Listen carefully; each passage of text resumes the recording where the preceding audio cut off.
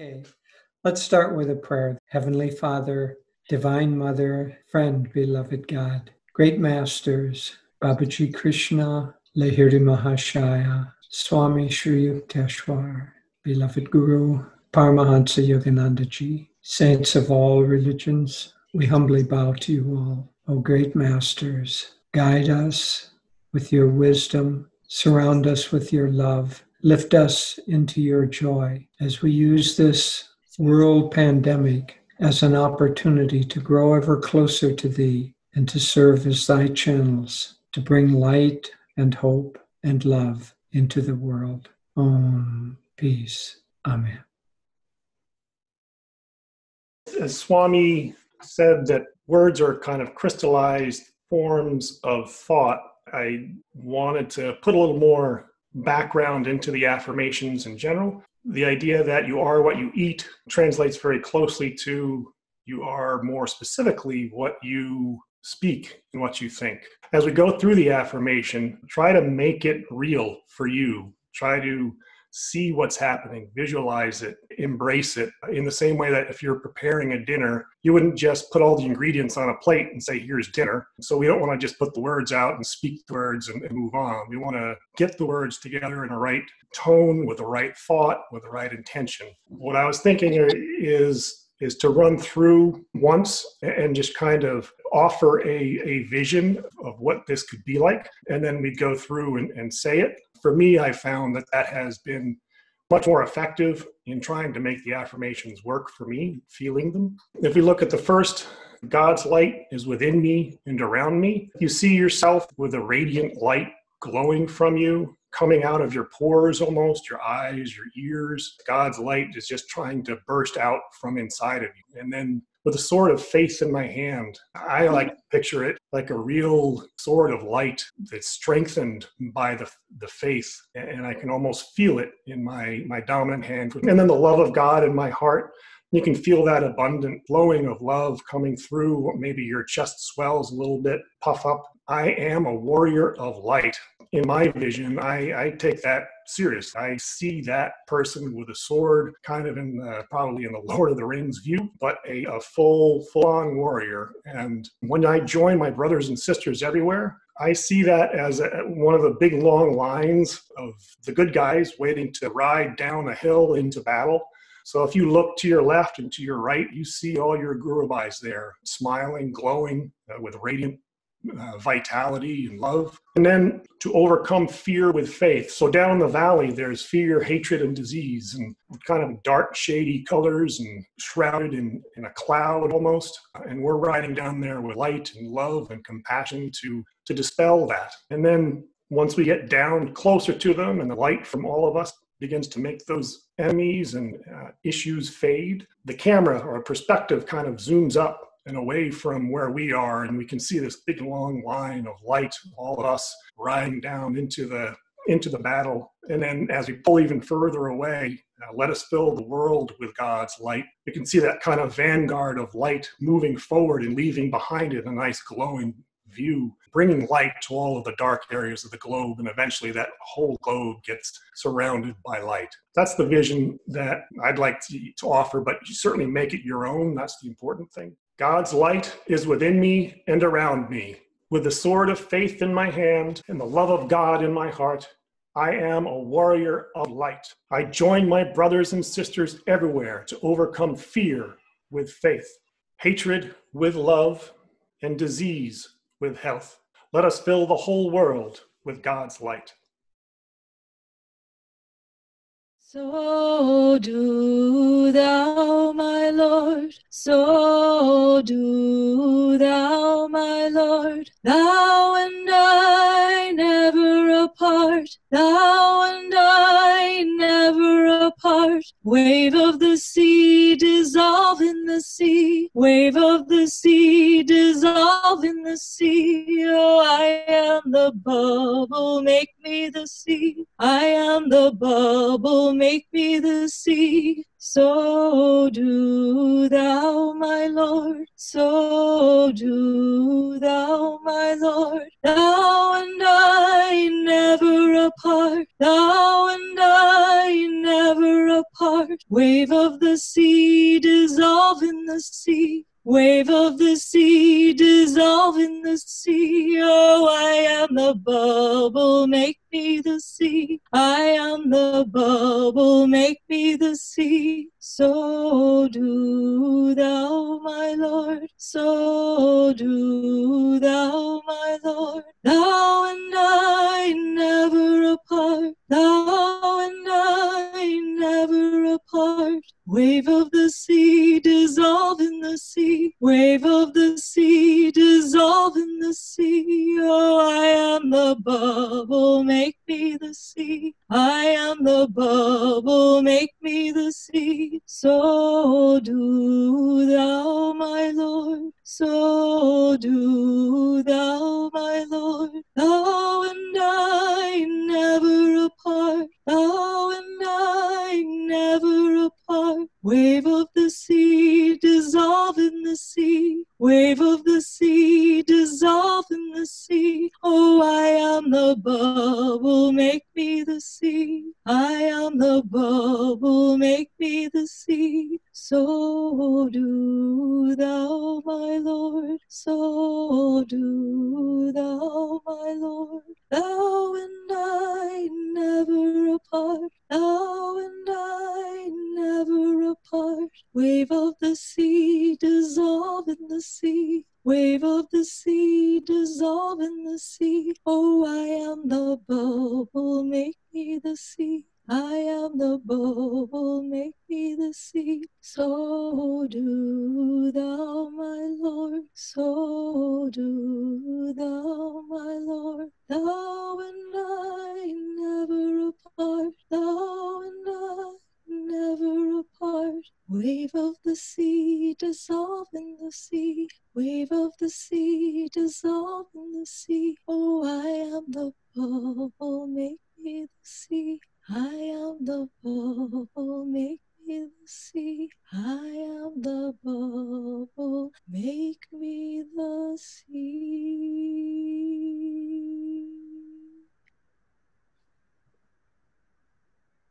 It's a great blessing to have you all with us, especially this Easter weekend. Oh, thank you, Colleen, and all of you. It's really nice to be able to do this. It's a little bit of a shame that it had to wait until a virus showed us, probably for everyone in the world, that we can get together much more easily than we thought.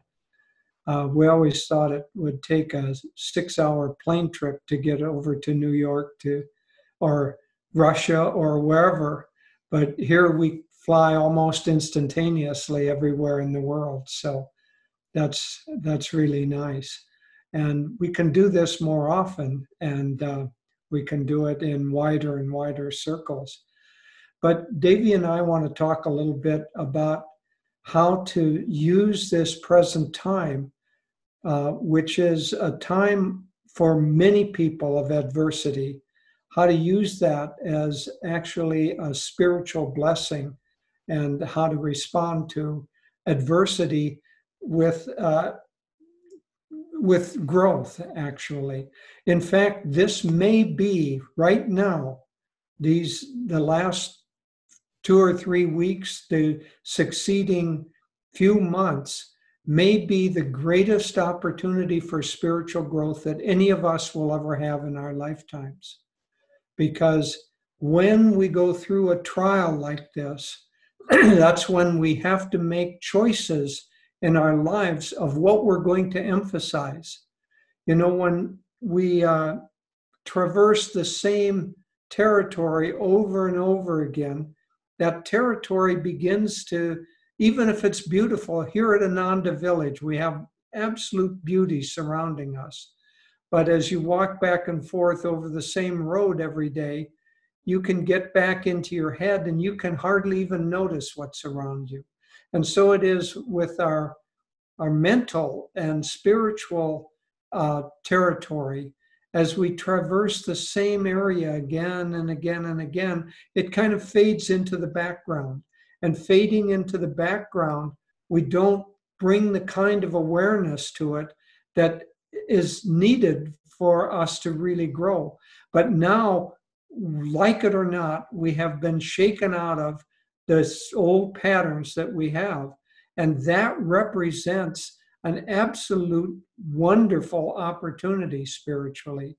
Master said that the seeds of success are sown during the season of failure. Well, we may not be failing personally, but the world around us is failing on many, many different levels.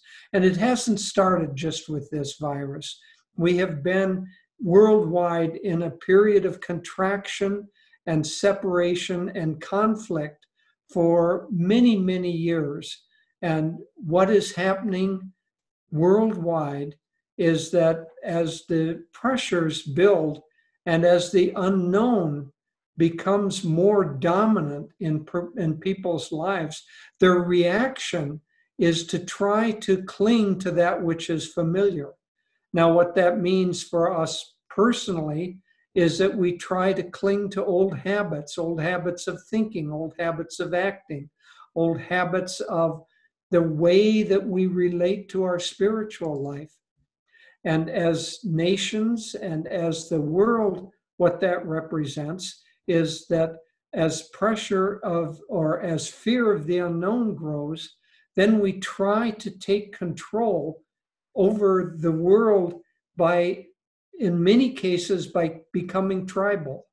Because that which is familiar, we clump together with that which is familiar. And we want to exclude the unknown, so we can project that by excluding people, excluding religions, excluding nations, excluding until we grow smaller and more contractive, until, unfortunately, we become socially isolated, even when there is no social isolation needed. But this represents, especially for those of us who are spiritually dedicated, this represents the opportunity to break out of those old patterns that keep us bound. Now, we have four principal ways of making changes, of acting in the world even.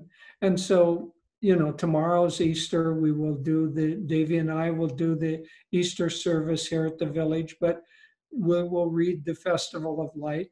And as we do each week, there's a part in there where we're quoting Jesus, and Jesus says, "Thou shalt love the Lord thy God with all thy heart, with all thy mind, with all thy soul, and with all thy strength." Well, this represents those elements of consciousness that we have to work with. We have the heart represents our feelings. The mind represents our thoughts. The soul represents our spiritual aspiration, but also our intuition. And the strength represents our willpower. And so concentrating on feelings, thoughts, and willpower, those are the tools that we have to work with in this crisis. And what we need to do during this time where the world is trying to push us into the mode of contraction, and mass consciousness is wanting to contract, and people are telling us that we have to be protective, we have to contract. And I don't mean taking obvious, physical Precautions. The logical things like washing your hands and avoiding exposure to the virus, all of that. That's not what I mean. I mean the sense of being contractive in our consciousness. As that happens, the world is trying to push, the pressure of the world is trying to push us. As spiritual warriors, this represents the most powerful time that we will have to push back against those forces of contraction. The forces of contraction bring about the increasing reliance on ego. As we contract to the nation, then the tribe, then the family, finally to the self. And that's all that's the scope of our world. now we have to push back against that contraction. And so we have to push back with our feelings, our will, and our mind. With the feelings, we have to try, literally really feel empathy, feel caring, feel a sense of trying to see the people that are suffering, some on a physical level, but don't concentrate only on the physical level.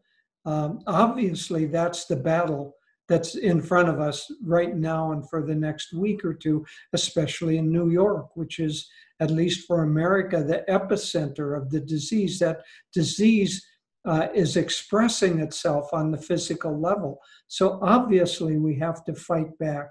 We have to use our expansion to battle that on a physical level. But the mental and emotional ramifications of this virus are probably going to last a lot longer than the physical ramifications.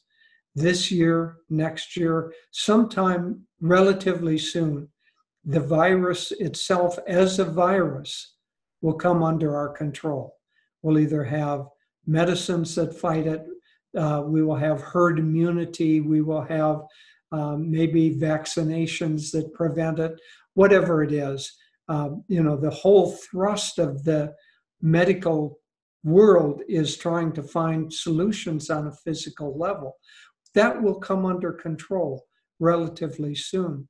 But the fear and the anxiety that this time was like a shock wave, a sonic boom that went, and there may be people that will take years and years to begin to rally from the fear and the anxiety and the suffering, perhaps of the grief of losing someone close that they felt during this time. So the physical will pass relatively quickly, but the mental and emotional effects of this will linger on longer than that. So yes, we have to take physical precautions and work, but with our will, we have to push back against the sense of contraction. With our feelings, we have to be inclusive as we go on. Those who are suffering, we have this wonderful doctor in the village, Dr. Peter, and he talks to us not only almost, it started every day, now it's down to 3 times a week, but to bring us up to speed. But he said many people are having difficulties with this. And when they do that, they have denial, they have anger, they have anxieties. And he said, you just have to be patient with the people. You can't push at them because they're maybe psychologically, if not broken, at least hobbling right now. And so be with your feelings, embrace people, care about them, let them know of your concern and your love, and that you want to be there to help them. At Ananda Village, and you probably there too, we're calling almost everybody that's associated with us kind of closely. So those who look to the village here to be, let's call it their church, we're trying to call those people and make sure that they feel the support, the sincere caring. So with our emotions, we have to embrace people. Our minds, we have to keep our thoughts positive. If when pressures come, it tries to make you get negative. It tries to make you blame others or blame the situation or get angry. All those negative emotions, all those negative thoughts contract us into the ego. We have to push back. But as I say, this represents a great opportunity for us, because when we push back against adversity, as Master said, a wrestler does not become strong by wrestling children. Right now, we have a big opponent to wrestle with. And if we will keep our emotions and our mind and our our activities and our willpower strong during this period, we will grow stronger.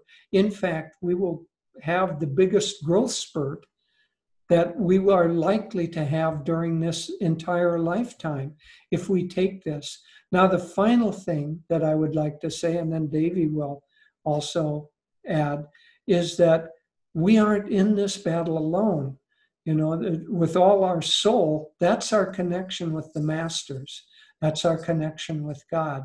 And that, especially right now, we need to deepen and strengthen so that we actually feel their support and their guidance and their presence. And if we can feel them with us, around us, within inside of us, and helping us, then the great opportunity spiritually is that they will grow closer, they will grow more real to us, and they'll stay that way. Well, I want to thank you all for creating this wonderful virtual satsang, and thank Scott and Vidya for the beautiful leading of the affirmation.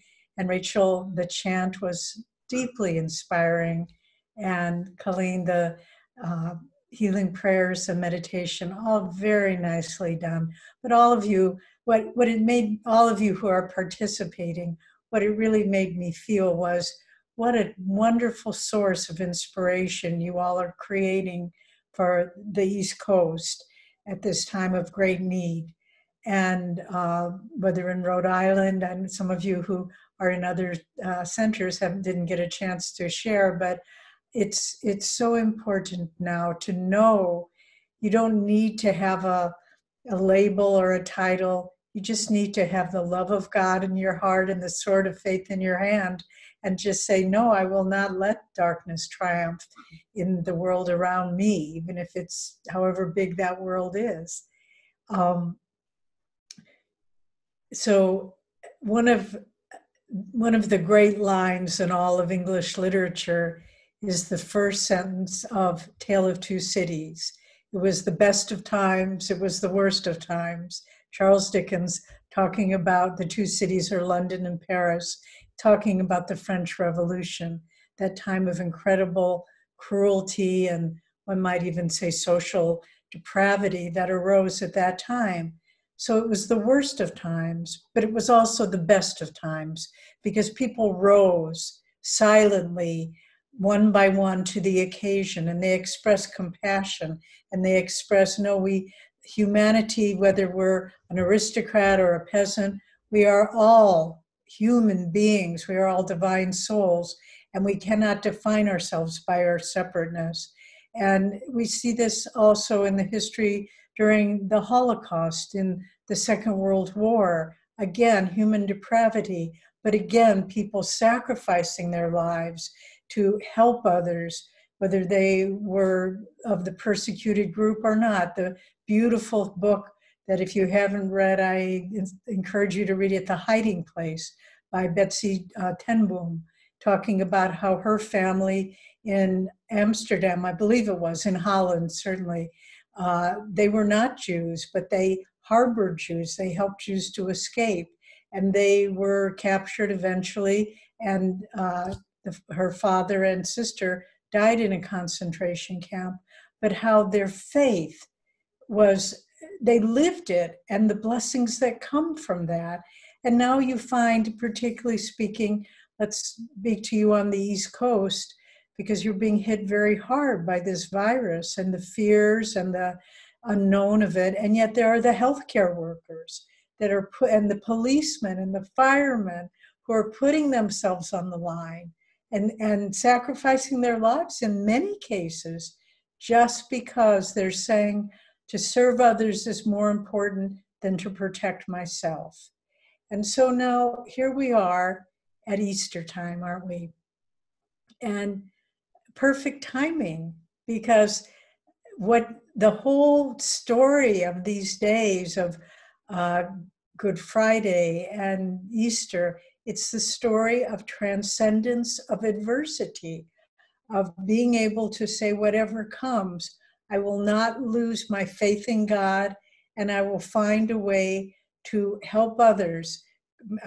Master Guruji said, Christ, the greatest miracle, one of my favorite statements of his, the greatest miracle of Christ's life was simply on the cross, not thinking of himself, but Father, forgive them, for they know not what they do.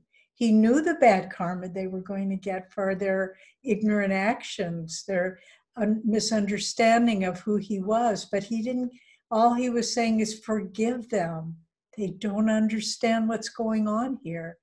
And Christ also said, he who is not willing to take up his cross and follow me is not worthy of me.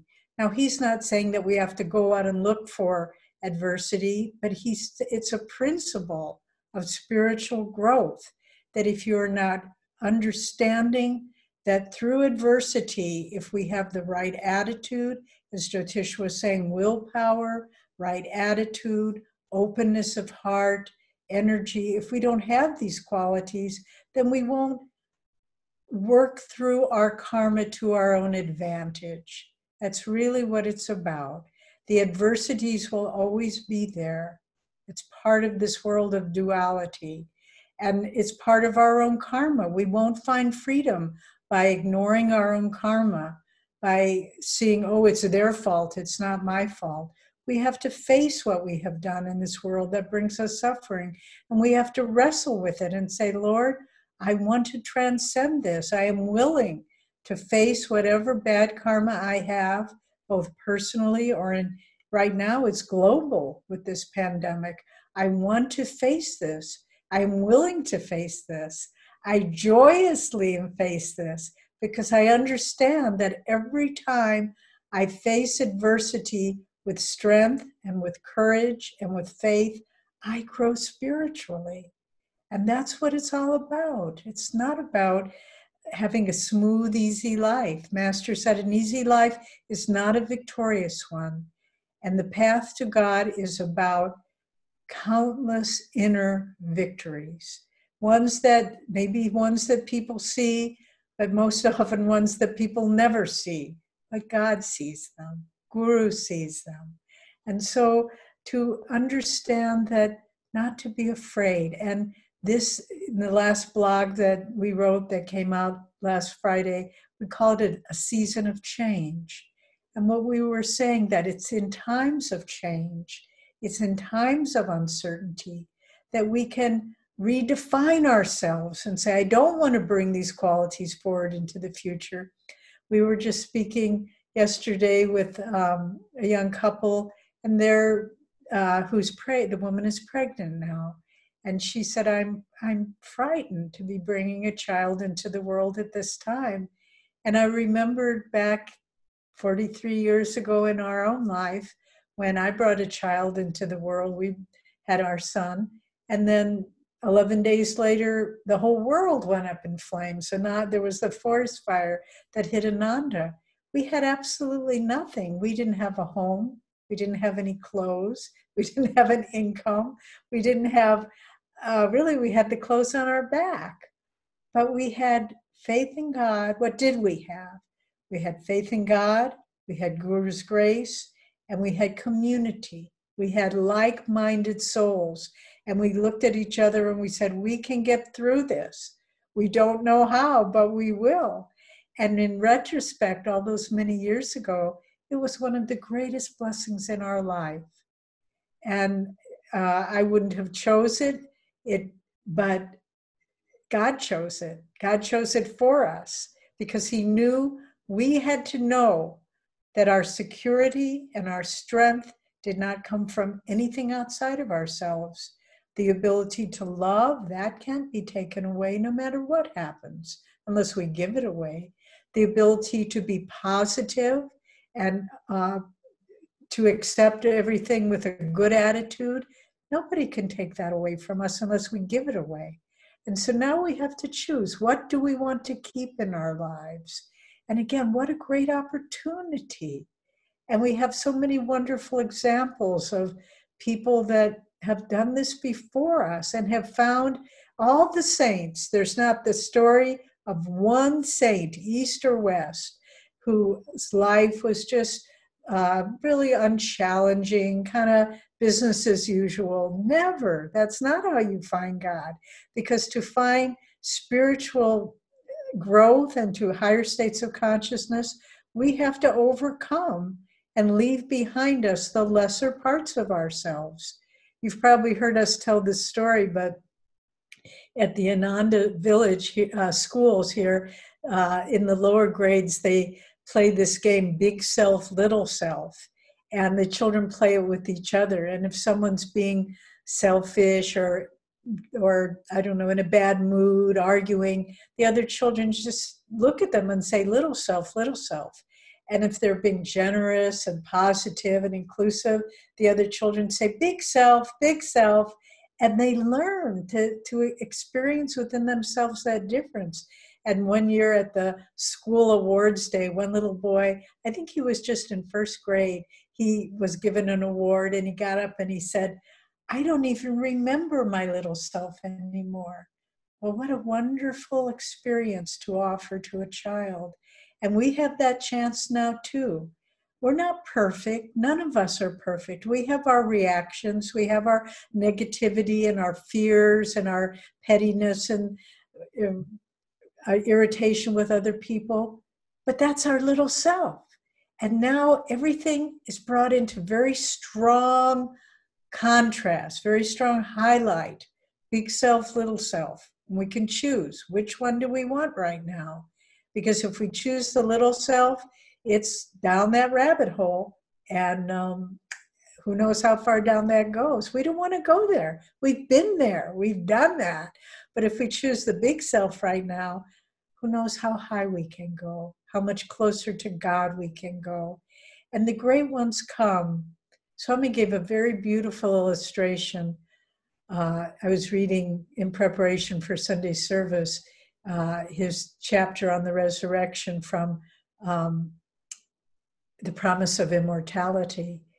And he said, the great ones come, Christ and all the great masters, not to show us how special they are, but to show us our own potential. And this is what, if we go into Easter now, Christ is demonstrating how to turn difficult, adverse circumstances where the people who he had come to help, to uplift, to teach, where they all turned against him and allowed him to be sorely treated and misused and killed. But he demonstrated you don't have to react to the world on its own terms. You can rise above the terms of the world and find yourself at one with the kingdom of God. And when he, after the crucifixion on Good Friday, then when he reappeared to the disciples who had gathered together, still in faith, they all had been tested, we know, but still their faith won out and they gathered together, and then Christ appeared and said, peace be unto you. And so let's remember, let's gather together, as even though we're scattered now physically, but it's so beautiful and in a way so intimate to see you in your homes. You're coming into our living room, looking out past the computer.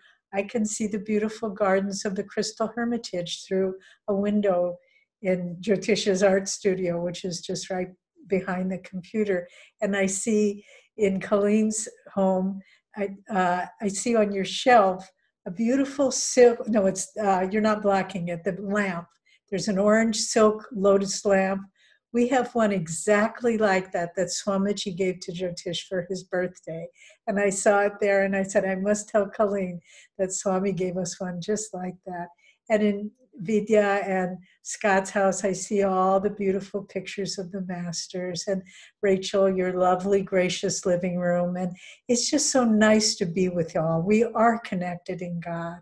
And Master is showing us all, we can do this. We have incarnated for a reason.